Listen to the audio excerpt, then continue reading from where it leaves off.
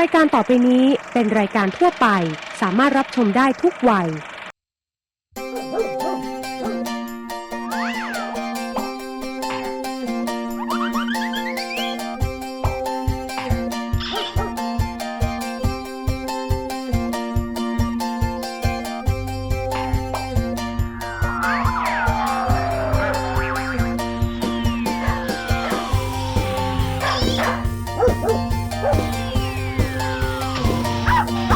สนุนรายการโดยไทยประกันชีวิต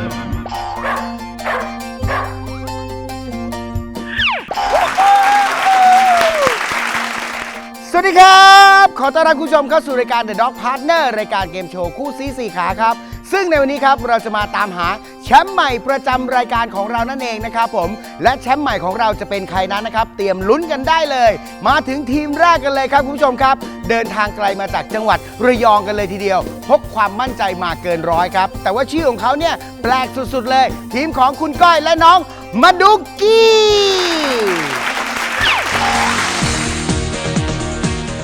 ผู้เข้าชิงตัวที่1มาดุกกี้น้องหมาพันธุ์โกลเด้นรีทรีเวอร์ซึ่งเดินทางไกลมาจากระยองด้วยความสามารถที่หลากหลายรวมถึงความเก๋าของมาดุกกี้ตำแหน่งแชมป์คงจะไม่พ้นอุ้งเท้าของมาดุกกี้อย่างแน่นอนโอ้โหสวัสดีครับคุณก้อยครับมาดุกกี้แปลว่าอะไรครับผมชื่อนี้ไม่มีความหมายค่ะไม่มีความหมายด้วยค่ะอันนี้พันธุ์อะไรครับคุณก้อยฮะ Golden Retriever Golden Retriever นะครับวันนี้มีความสามารถพิเศษของมาดุกกี้มีอะไรมาโชว์ไหมครับคุณก้อยฮะโยนลูกบอลนะคะโยนลูกบอลค่ะ และกระโดดงับงี้ใช่ค่ะโชว์ได้ไหมครับได้ค่ะเชิญเลยครับผมเอาไหมนั่งลงนี่เอาครับผมทีหนึ่งโอเคเอาครับคุณก้อยครับวันนี้สู้ไหมครับสู้ค่ะเพราะว่าวันนี้เราจะหาแชมป์ใหม่ในรายการของเราขอให้คุณก้อยและน้องมาดุกี้ได้แชมป์ใหม่นะค่ะโอเคใส่กล้องนิดหนึ่ง1 2 3สู้และนี่คือทีมแรกครับทีมของคุณก้อยและมาดุกี้มาถึงทีมที่2ประจำสัปดาห์นี้ครับคุณผู้ชมครับเป็นน้องหมาสายพันธุ์ที่ฉลาดมากๆเลยทีเดียวและที่สำคัญคือแค่ชื่อของเขาเนี่ยก็บอกแล้วว่าต้องเจ๋งสุดๆนะครับไปพบกันเลยกับทีมที่2ทีมของคุณบ๊อบบี้และน้องสายแข็ง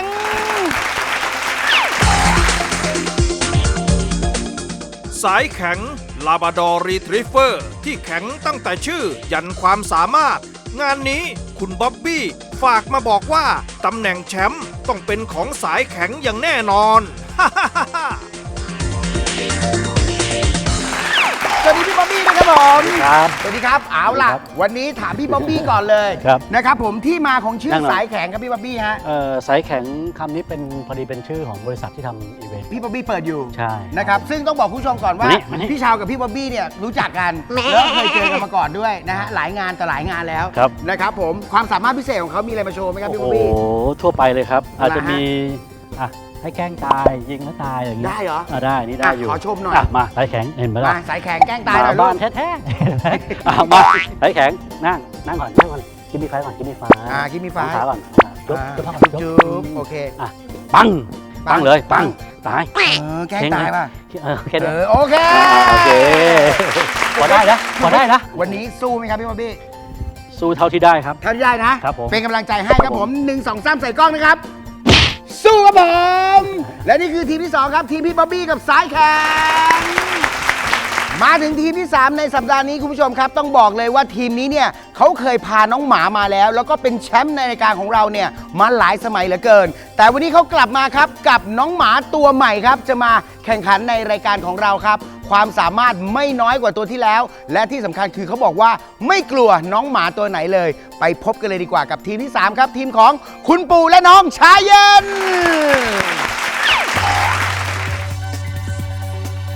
ชาเย็นโกลเด้นรีทรีเวอร์ทายาทในสายเลือดของแชมป์เก่าอย่างกะเพราที่จะมาขอล้างแค้นและคว้าแชมป์ให้กับคุณปู่ซึ่งพกความสามารถมาเต็มกระเป๋า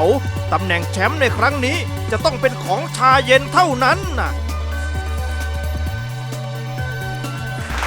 สวัสดีครับพี่ปู่ครับโอ้โหยินดีต้อนรับกลับเข้าสู่เดอะด็อกพาร์ทเนอร์อีกครั้งหนึ่งนะฮะหลังจากเป็นแชมป์มาหลายสมัยกับน้องกระเพราและพี่ปูบอกทางรายการเราบอกว่ามีอีกตัวหนึ่งเป็นน้องของกระเพราก็คือเจ้าชายเย็นนะครับผม ความสามารถพิเศษพี่ปูอยากโชว์อะไรให้ดูครับ ครับนิดหน่อยนิดหน่อย อ่ะได้เลยครับ เอาใช่ไหมมา มาครับนี่คือชาเย็นนะฮะแปดผู้น้อง นั่งล ข ง อง นั่ กะ งลง เพรา นั่งลงสวัสดีครับสวัสดีคุณสวัสดีครับชายเย็นสวัสดีครับลุกขึ้นยืนเร็วชายเย็นลุก ยืน นั่งลง นั่งลง ลุกขึ้นยืน ลุกขึ้นยืน ลุกขึ้นยืน ลุกขึ้นยืน มาเดิน โอเค ถอยหลังเดินถอยหลัง เดินถอยหลังเดินถอย ถอยหลังถอยหลังถอยหลังไปถอยหลังไปถอยหลังไปนั่งคอยมากระโดดข้ามหลังลูกสูงๆอันนี้มาเสร็จแล้วอุ้มไง โอเควันนี้เป็นไงบ้างครับพี่ปูดูจากคู่แข่งแล้ว ไหวไหมฮะ สู้กันได้ครับ สู้ได้นะครับ เพราะวันนี้รายการเราจะหาแชมป์ใหม่ ครับ ขอให้พี่ปูกับน้องชายเย็นโชคดี ครับ สู้ไหมครับ สู้ครับ 1 2 3 สู้ สู้ และนี่คือทีมที่ 3 ของเรา พี่ปูและน้องชายเย็น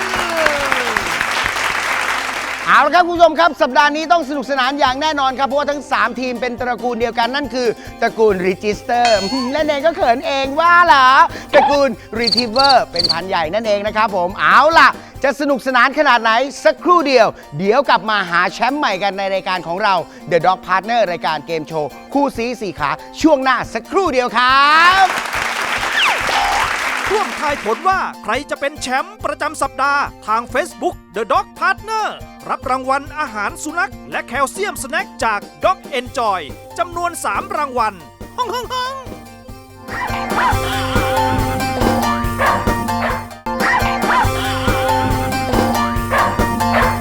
สนับสนุนรายการโดยไทยประกันชีวิต Dog Sport Club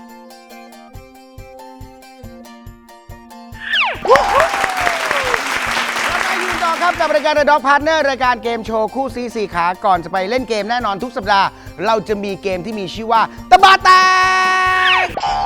น้องหมาและพาร์ทเนอร์จะต้องประจำแท่นเกม ด้วยท่านั่งและคำสั่งคอย เมื่อของมาหยุดตรงหน้าน้องหมาจะเริ่มจับเวลา หากน้องหมายังคงนั่งอยู่ได้ ก็จะได้คะแนนจากของชิ้นนั้นไป และนั่นคือกติกาเกมตะบะแตกของเรานั่นเองนะครับผมเอาล่ะคุณก้อยครับพี่โอชาวมีไทยประกันชีวิตอยู่ทั้งหมด 9 แผ่นป้ายด้วยกันคุณก้อยเลือกแผ่นป้ายไหนดีครับ ไทยประกันชีวิตหมายเลข 7 ค่ะ ไทยประกันชีวิตหมายเลข 7 และคุณก้อยน้องมาดุกี้จะได้โจทย์ในชุดที่ 1 นั่นเอง สิ่งของในชุดนี้ได้แก่ กล้วยทอดร้อนๆแฮปปี้เบิร์ดเดย์ชุกๆ ปัง นักตบลูกยางอาจจะเฮ้ยนี่มันนักตบลูกยางขวัญใจชาวไทยหรือเปล่าเนี่ยโอ้ยออกมาโชว์การตบลูกยางจนสนั่นหวั่นไหวไปหมด เห็นทีมาดุกกี้จะต้องหลบดีๆซะแล้วโอ้ย ไปเจอโจทย์ข้อแรกกันเลยมีคะแนนสะสม 10 คะแนนสิ่งของชิ้นที่ 1 มา นั่ง ตอนนี้คุณก้อยสั่งให้มาดุกี้นั่งคอยนะครับผ่อนสายจูงนะครับผมตอนนี้ยังสั่งได้ตลอดครับยังไม่จับเวลา คอย ถ้าพร้อมแล้ว 30 วินาที คอย เริ่มจับเวลาครับ คอย เอาละครับตอนนี้ครับ คอย น้องนัดของเราครับโชว์ครับ คอย ก่อนทอดครับ ลุก เอาละครับกล้วยแขกครับ ลุก ลงกระทะไปแล้ว คอย ฮะ ลุกลุก เอาละครับตอนนี้ท่าน ลุ ลุ ก กนี่จบ ลุก เลย อย่า ก้อยพยายามสั่งนะสั่งเต็มที่ ลุก เวลาเดินไปเรื่อยครับ ลุก ตอนนี้ครับเวลาผ่านไป 18 แล้วครับ 18 ลุก 17 16เรียบร้อยมาดุกี้ไม่ผ่านไปลุ้นกันต่อครับกับโจทย์ข้อที่ 2 มีคะแนนสะสม 20 คะแนน สิ่งของชิ้นที่ 2 มาเอาละครับเหมือนเดิมครับคุณก้อยสั่งมาดุกี้นะครับนั่งคอย คอยนะค พ อ ร้อย มผ่อนสายจูงนะครับผม 30 วินาทีกับโจทย์ข้อที่ 2 ครับ ถ้าพร้อมแล้ว เริ่มจับเวลาครับ เอาละครับแฮปปี้เบิร์ดเดย์ทูยูครับแหมมียิงครับโอ้โหแล้วมาดุกี้ครับ โอ้โห เรียบร้อยครับผม โอ้โหแหมโดนสายลูกเข้าไปเรียบร้อยเลยครับ และโจทย์ข้อที่ 2 ครับ มาดุกี้ไม่ผ่าน มาถึงโจทย์ข้อที่ 3 ครับ มีคะแนนสะสม 30 คะแนน สิ่งของชิ้นที่ 3 มาเอาละครับ คุณก้อยครับ งานหนักแล้วฮะ อีก 2 ข้อถ้าไม่ได้คุณก้อยต้องใส่ปี๊ดปิ้วนะครับ ถ้าพร้อมแล้ว เริ่มจับเวลาครับ เอาละครับทีมงานเรามาแล้วครับแม่คุณแม่นะวันนี้ โอ้โห หลายฉากหลายซีน โอ้โห สุดยอดครับ โอ้โหแม่เรียกได้ว่าจระเข้ฟาดหางใส่คุณก้อยเลยนะครับ ดอกเดียวรู้เรื่องครับ ข้อนี้มาดุกี้ไม่ผ่านผ่านไปแล้ว 3 ข้อครับคุณผู้ชมครับ ต้องเอาใจช่วยจนถึงข้อสุดท้ายเลยจริงๆนะสำหรับทีมแรกของเราเพราะตอนนี้ยังไม่มีคะแนนสะสมเหมือนเดิมนะครับ โจทย์ข้อที่ 4 ของเรามีคะแนนสะสม 40 คะแนน สิ่งของชิ้นที่ 4 มาตอนนี้คุณก้อยสั่งน้องมาดุกี้นั่งคอยนะครับผม โอ้โห นี่ นักตบลูกยางที่อยู่ๆก็อยากจะซ้อมขึ้นมาซะนี่ มาดุกกี้จะห้ามใจไม่ไปร่วมวงได้ไหมนะ พร้อมแล้ว คอย เริ่มจับเวลาครับ ไปครับ คอย ไปครับ คอย ยังไงครับ โอ้โหปลื้มจิตโอ้โห เรียบร้อย เรียบร้อยครับผมแม่ปลื้มจิตมากับออนุมาครับ โอ้โห ดูครับ มาดูกี้ครับ หยุดไม่อยู่ โอ้โห ดูครับแม่และโจทย์ข้อนี้มาดูกี้ไม่ผ่านแข่งขัน 4 ข้อเสร็จสิ้นเรียบร้อยแล้วนะครับ ทีมแรกของเราทีมของคุณก้อยและน้องมาดูกี้น่าเสียดายจริงๆครับผม ไม่มีคะแนนสะสมสักคะแนนเดียว มาถึงทีมที่ 2 ของเราในสัปดาห์นี้ครับทีมของคุณบ๊อบบี้และน้องสายแข็งนั่นเองนะครับผมเอาล่ะพี่บ๊อบบี้ครับเช้าๆมี Dog Enjoy ทั้งหมด 9 แผ่นป้ายด้วยกันพี่บ๊อบบี้เลือก Dog Enjoy แผ่นป้ายไหนดีครับ Dog Enjoy 9 ครับ Dog Enjoy แผ่นป้ายที่ 9 ครับ และโจทย์ที่พี่บ๊อบบี้น้องสายแข็งเจอโจทย์ในชุดที่ 4 นั่นเอง สิ่งของในชุดนี้ได้แก่บุฟเฟ่หมูกระทะ โอ้ยเครียด ชึกปั้ง เจ้าหญิงโลกสวย โอ้โหว้าว นี่มันเจ้าหญิงจากการ์ตูนนี่นะมาทำอะไรในรายการหมาเนี่ย สายแข็งระวังตัวไว้ให้ดีนะโอ้โห เริ่มการแข่งขันกันเลย กับโจทย์ข้อแรกมีคะแนนสะสม 10 คะแนน สิ่งของชิ้นที่ 1 มา ตอนนี้ครับสายแข็งต้องนั่งคอยนะฮะพี่บ๊อบบี้ครับเอาละฮะหลังจากนั้นพี่บ๊อบบี้ก็ถอยหลัง1 ก้าวและสั่งได้ตลอดเวลาระหว่างที่จับเวลานะครับผม พร้อมแล้ว 30 วินาที ครับหน้าเลยลูก เริ่มจับเวลาครับ นิ่ง เอาละครับ นิ่ง ตอนนี้มาแล้ว โอ้โห นิ่งนิ่ง เพื่อนมาครับ นิ่ง แม่ นิ่ง เพื่อนมากินหมูกระทะ นิ่ง เลี้ยงส่งครับ นิ่ง โอ้ นิ่ง ดูครับ นิ่งก่อน ไม่ นิ่งก่อน น่าเชื่อครับ นิ่ง แม่ ก่อน ดูครับแม่มีความสุขครับ นิ่ง เอาละครับแม่น้องแม่ นิ่ง ครับเหมือนมาเลี้ยงส่งครับ นิ่ง โอ้ดูครับมี นิ่ง เผ็ดด้วยครับผม นิ่ง โอ้สุดยอดครับ นิ่ง แม่เอาละครับผมตอนนี้เหลือ 2 วินาที นิ่ง เอาละครับ นิ่ง และโจทย์ข้อแรกหนิ่งมูกระทะสายแข็ง นิ่ง ผ่าน นิ่ง นิ่งโอเคไป มาถึงโจทย์ข้อที่ 2 ครับคะแนนสะสม 20 คะแนน สิ่งของชิ้นที่ 2 มาเอาละครับพี่บ๊อบบี้สั่งเหมือนเดิมนะครับแหมวันนี้สายแข็งก็มาดีเหลือเกินนะครับผมโอเคครับ พร้อมแล้วเริ่มจับเวลาครับ นิ่ง เอาละครับโตแฟนตกครับ นิ่ง เอาละสายแข็งลุกนี่จบเลย นิ่ง พี่บ๊อบบี้สั่งครับ นิ่ง ตอนนี้ นิ่ง เอาละครับยังไงครับ นิ่ง สายแข็งของเรายังไม่ลุกครับ โอ้ดูครับสมชื่อครับพี่บ๊อบบี้ก็ตะโกนสั่งอย่างเดียว โอ้เรียบร้อยครับผม ไม่ไหวอะสายแข็งครับผม และโจทย์ข้อนี้สายแข็งไม่ผ่าน มาถึงโจทย์ข้อที่ 3 ครับคุณผู้ชมครับ มีคะแนนสะสม 30 คะแนน สิ่งของชิ้นที่ 3 มาเอาละครับ ตอนนี้พี่บ๊อบบี้สั่งนะครับ น้องสายแข็งเรียบร้อยแล้วนะฮะ สแตนบายรออยู่เลย ถ้าพร้อมแล้ว นิ่ง เริ่มจับเวลาครับเอาละครับ สายแข็งกับโจทย์ข้อนี้ครับ มาแล้วฮะ ว่า แม แล้ว นยิงเป้าครับ นิ่ง เอาละครับแหมมีโบกให้บ๊อบบี้มีโบกให้สายแข็ง นิ่ง กลัวด้วย นิ่ง โอ้โหยิงกันลูกนี้เรียบร้อยโอ้สมคำล่ำลือครับ แข็งไม่ได้ เสียงดังมาปุ๊บไปเลยครับ โอ้ โจทย์ข้อนี้สายแข็งไม่ผ่าน เลยมา โจทย์ข้อที่ 4 ครับ มีคะแนนสะสม 40 คะแนน เอาละครับ เราจะจับเวลาหลังจากเปิดประตูนะครับ ตอนนี้พี่บ๊อบบี้สั่งพร้อมสแตนบายแล้วนะครับ จับเวลาครับ นิ่ง เอาละครับ มาแล้วครับ โอ้โห มาแล้วครับคุณแมนครับ เจ้าหญิงออกมาพร้อมกับชุดสุดสวย แถมยังออกมาเต้นพริ้วไหวอีกด้วยโอ้ยระวังล่ะสายแข็งเห็นแล้วขนลุกเลยเนี่ย นิ่ง โอ้สุดยอดครับไม่น่าเชื่อครับ สายแข็งนี่ โอ้ดูครับตรงนี้เรียบร้อยครับโอ้โหไปแล้วครับวิ่งไปแล้วครับโอ้ยตายเอาละครับผมดูสุดยอดครับ ขอกระทืบได้ไหม ออกกระทืบเลยครับ เดี๋ ผ ยว ม จะหมาเลยคนจะไม่อยู่แล้ว และโจทย์ข้อที่ 4 ของเราสายแข็งไม่ผ่าน ผ่านโจทย์ 4 ข้อของเราไปเป็นที่เรียบร้อยแล้วนะครับ ทีมที่ 2 ครับ ทีมของคุณบ๊อบบี้และสายแข็งครับทำคะแนนสะสมได้ไปทั้งหมด 10 คะแนนท่านผู้ชมครับเดี๋ยวเบรกแป๊บหนึ่งฮะเดี๋ยวกลับมาช่วงหน้าครับ ทีมอีกหนึ่งทีมที่ 3 ของเราเขาบอกว่าทีมนี้เนี่ยเป็นทีมเต็งแชมป์ใหม่ ช่วงหน้าสักครู่เดียวครับ ร่วมทายผลว่าใครจะเป็นแชมป์ประจำสัปดาห์ทาง Facebook The Dog Partner รับรางวัลอาหารสุนัขและแคลเซียมสแน็คจาก Dog Enjoy จำนวน 3 รางวัลฮ่องฮ่องฮ่อง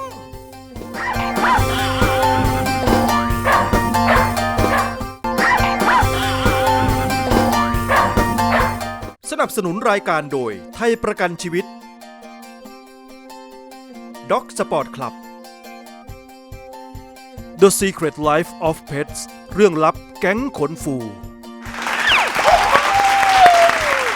เรามาอยู่ต่อครับกับรายการ The Dog Partner รายการเกมโชว์คู่ซีสี่ขานะครับซึ่งต้องบอกคุณผู้ชมก่อนเลยว่าสัปดาห์นี้เราต้องการหาแชมป์ใหม่ประจำสัปดาห์นะครับเอาล่ะไปลุ้นพร้อมกันว่าทีมของคุณปูและน้องชายเย็นจะเป็นแชมป์ได้หรือไม่พี่ปูครับผมมี The Dog Partner ทั้งหมด9แผ่นป้ายด้วยกันพี่ปูเลือกแผ่นป้ายไหนดีครับ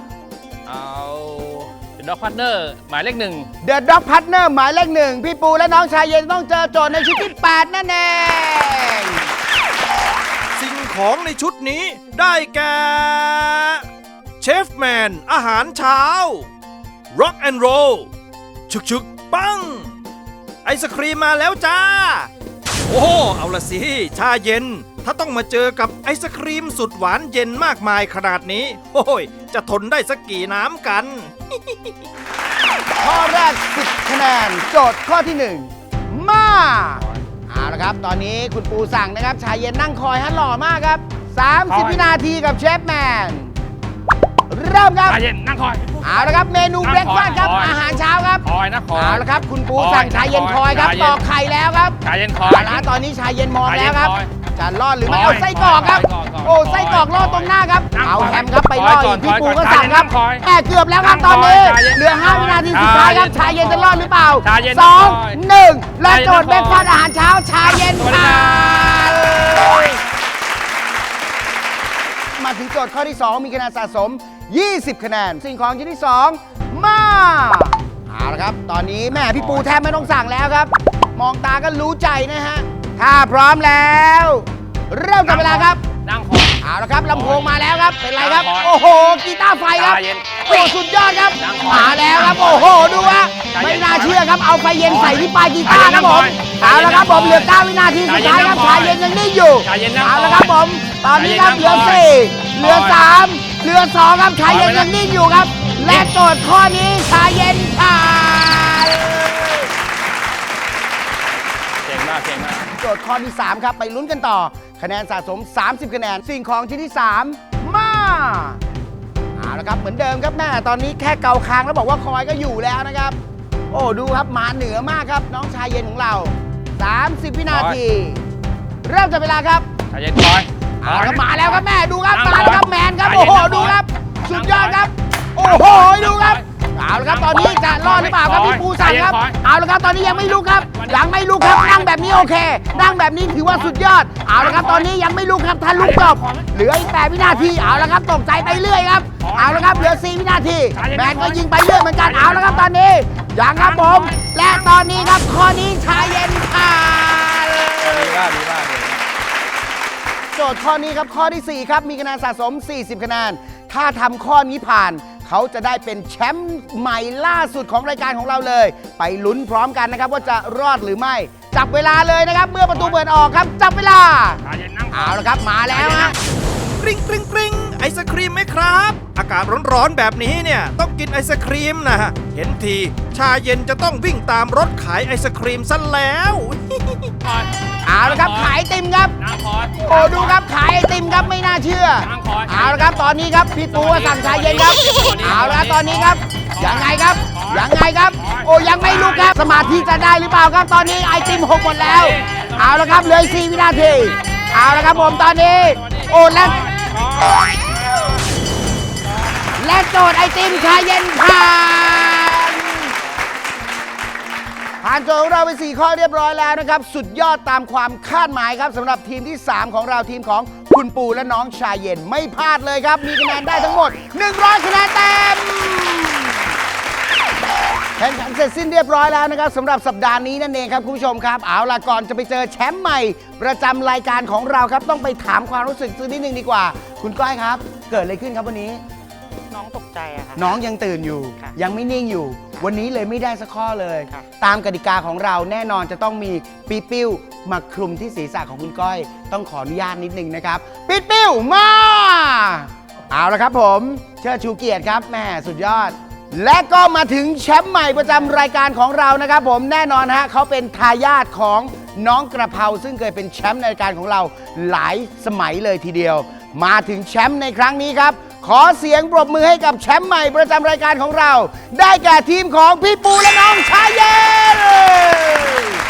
วันนี้เหมือนเดชาวูอีกครั้งหนึ่งกลับมาเป็นภาพเดิมที่เป็นแชมป์รู้สึกไงบ้างครับพี่ปูครับ ก็ดีใจครับวันนี้ดีใจ ตามความคาดหมาย ครับ ถ้าคนอื่นคุณผู้ชมทางบ้าน อยากจะแข่งกับพี่ปูกับน้องชายเย็น ครับ ท้าเลยครับพี่ปูครับ ก็